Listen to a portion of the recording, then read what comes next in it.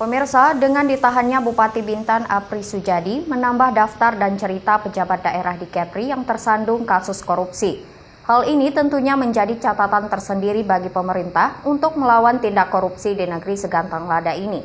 Ini di Bintan udah. Terungkapnya kasus korupsi yang melibatkan oknum pejabat daerah di Kepri bukan lagi hal yang baru.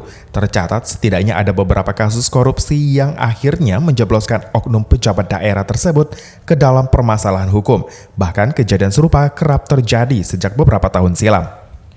Baru-baru ini masyarakat Kepri khususnya Kabupaten Bintan dikejutkan oleh kabar penetapan Bupati Bintan Apri Sujadi sebagai tersangka tipikor terkait cukai rokok dan minuman mengandung etil alkohol di Bintan yang dirilis oleh KPK pada 12 Agustus lalu.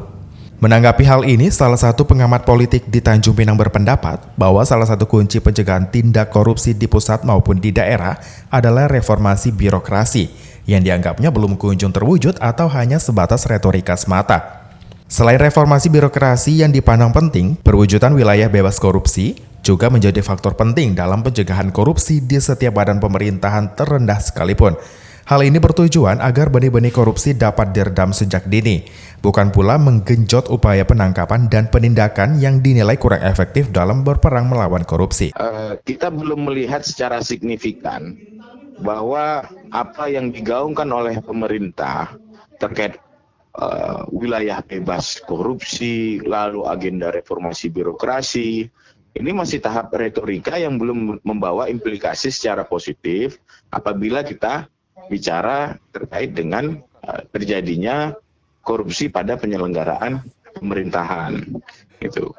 Nah, ini yang menjadi tantangan bagi pemerintah, ya.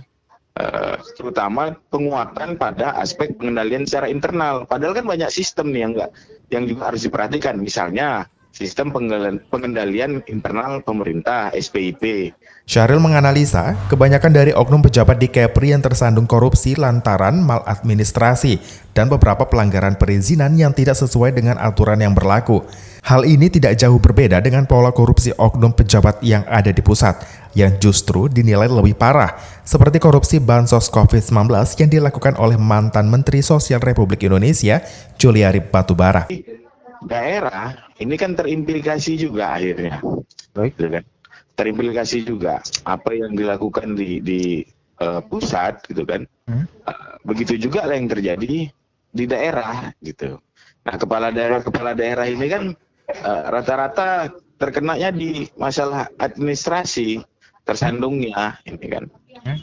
Beda dengan ini yang paling parah, ada yang terakhir ini kan Juliari Batubara itu kan itu memang kacau tuh ininya.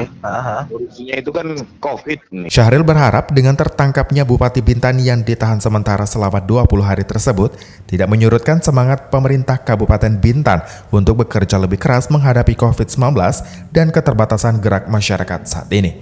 Muhammad Nazarullah, GoTV News melaporkan.